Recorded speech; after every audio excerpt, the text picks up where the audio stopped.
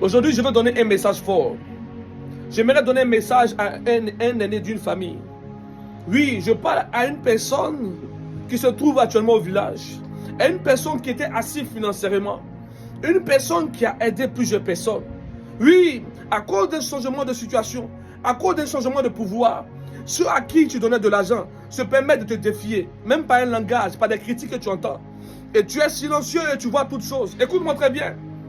J'aimerais te dire une seule chose. Dieu n'a pas encore fini avec toi. Méfiez-vous. Ceux qui ont déjà touché des millions, même s'ils sont en bas, ils peuvent se relever. Un homme qui est habitué à toucher l'argent, un homme qui a le parfum de richesse peut se lever à tout moment. Voilà pourquoi j'aimerais te donner un message.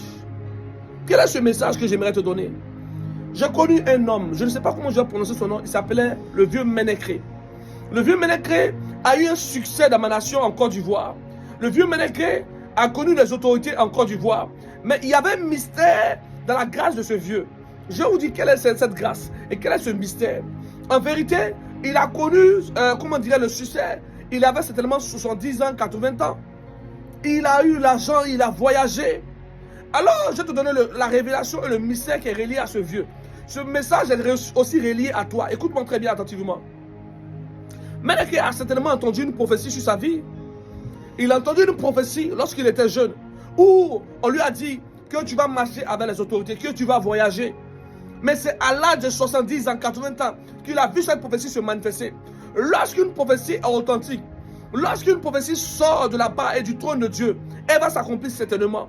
Le problème, c'est que c'est la manière dont tu reçois la prophétie, les prédispositions que tu prends pour recevoir la prophétie, pour accueillir cette prophétie.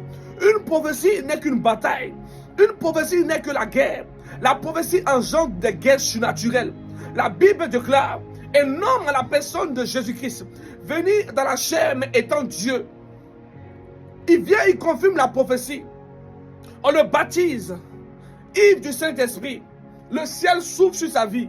Et pendant que le ciel s'ouvre sur sa vie, quand le ciel s'ouvre sur sa vie, automatiquement un signe apparaît. L'Esprit de Dieu l'emmène dans le désert. Dans le désert, il va rencontrer le diable. Il va vivre des tentations terribles. Ah, est-ce que je parle à une personne? Et il y a une chose qui m'a touché dans cette tentation. La Bible déclare que le diable, un moment, va se retirer de lui et revenir vers lui lorsqu'il sera un peu faible. Cela veut dire que lorsque le diable t'attaque, le diable peut attendre un peu. Tu penses que tu es arrivé. Dieu t'a béni un jour, tu penses que tu es arrivé. Le diable attend lorsque tu seras faible, et puis il va commencer à te frapper. Le diable attend. Lorsque tu seras vraiment, comment dirais-je, dans le péché, il va te frapper. Alors je ferme cette parenthèse. J'aimerais te donner maintenant la révélation véritable. Dieu s'investit en la personne de Jésus-Christ. Une seule chair, un seul âme. Dieu se manifeste. Le ciel s'ouvre. Mais quand le ciel s'ouvre, on voit le désert. Alors tu me poses la question, mais on dit mon ciel s'ouvre, mais je suis dans le désert. Mais oui, tu n'as pas la révélation. Quand le ciel de Jésus-Christ a commencé à s'ouvrir, il allait dans le désert. Le désert est le signe d'une nouvelle gloire. La Bible déclare que lorsque Jésus-Christ enseignait depuis 12 ans, on disait qu'il avait la sagesse. Et un passage dit même qu'il grandissait et qu'il croissait en sagesse. Mais lorsqu'il devait rentrer dans sa destinée, lorsqu'il était à 2 pas de rentrer dans sa destinée, il allait dans un désert. Le désert, la frustration, le rejet dans les différentes familles de nos proches, ceux que nous avons aidés, est le signe qu'une nouvelle gloire arrive. Il n'y a pas de bénédiction sans combat. Il n'y a pas de témoignage sans humiliation. Moi, le prophète Elishama, prophète des nations. Oui, je dis prophète des nations, pourquoi? Pour que tu puisses comprendre que la prophétie que je vais libérer sur ta vie, oui, il ne va pas se limiter que seulement à ta famille. Car Dieu va t'élever puissamment. Dieu va t'élever puissamment. Dieu va te lever puissamment.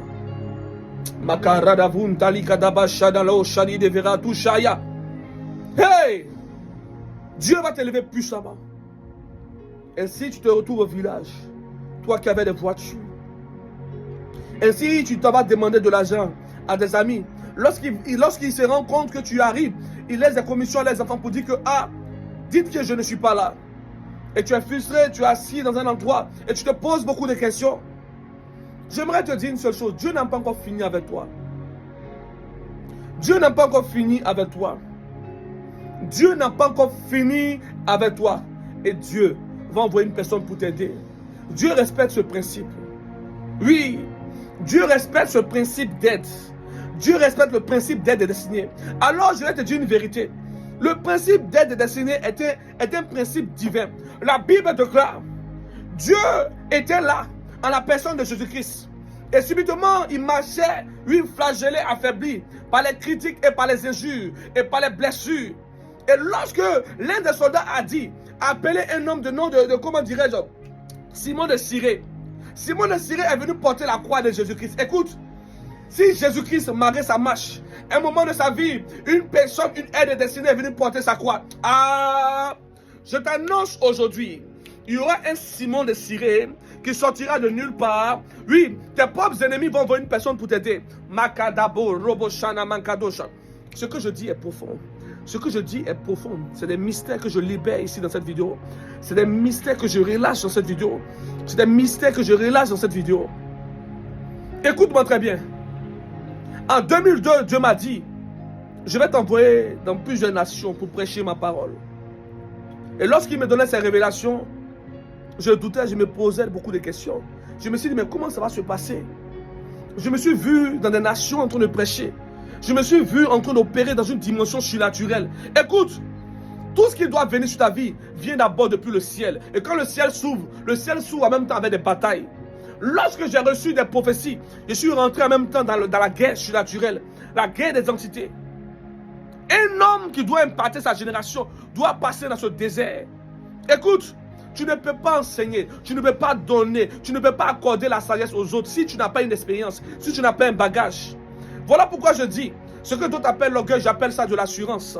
Tu ne peux pas être un oint de Dieu authentique si tu n'as pas vraiment un message à donner, si tu n'as pas un bagage spirituel, si tu n'as pas un passé. Karadushani makado shadeveracha. Kelemanto loli aradevere tusha yadevera. Zalaman kadesh ki de l'era tusha. Parevira touché. Écoute-moi très bien. Si Jésus-Christ a eu besoin de Simon de Cyrée, si Jésus-Christ n'a pas demandé Simon de Cyrée, que les soldats eux-mêmes ont envoyé Simon de Cyrée, cela veut dire que tu ne vas même pas demander. Le signe qui prouve que tu es enfant de Dieu, c'est que pendant que tu souffres, pendant que tu es humilié, tes ennemis même vont aller te critiquer sur des personnes. Lorsqu'ils vont aller te critiquer sur des personnes, ces mêmes personnes seront touchées. Ils vont dire, hé, mais la personne souffre comme ça. Attends, je vais l'aider. Makadaba shadaba. Ton amène me dérange. Ton amène me dérange. Dieu envoie une aide destinée. Dieu t'envoie un Simon de Cyrée. Peu importe sa nature, il va soulever ta croix. Si un homme surnaturel, oui, avec Simon, l'aider dans sa croix, qui suis-je moi?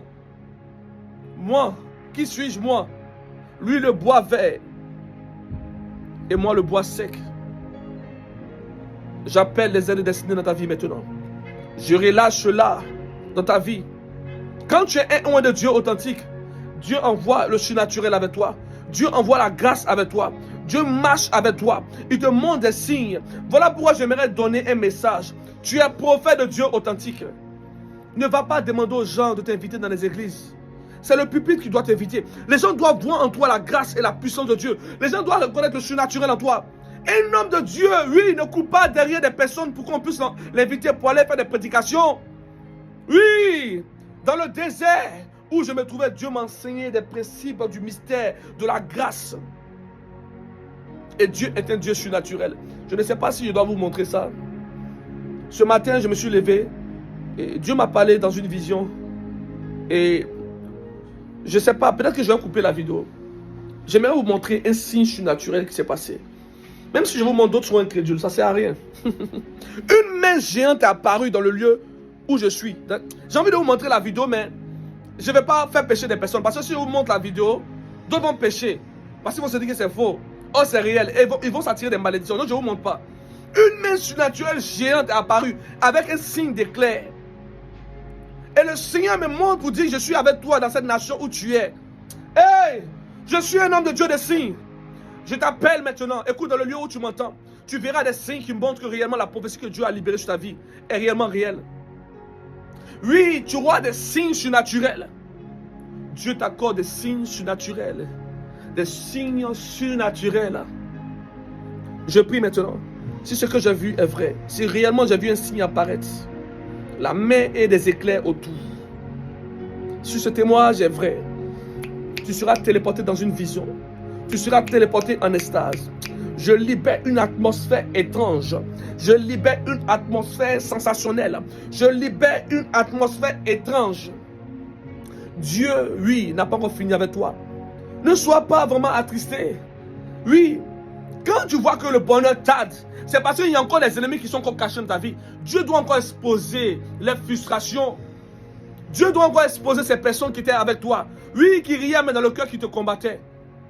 Aujourd'hui, ils se disent que c'est fini pour toi, mais ce n'est pas encore fini. Ce n'est pas encore fini. Dieu n'a pas encore fini avec toi. Des gens que tu as élevés, des gens que tu as aidés, se permettent de te critiquer. Des gens qui n'étaient même pas, ils n'étaient même pas quelque chose quelque part. Aujourd'hui, ils se permettent de te critiquer parce qu'ils se disent que tu es en bas. Hey, écoute, la Bible déclare que David était tombé autrefois à cause du péché, à cause d'une femme.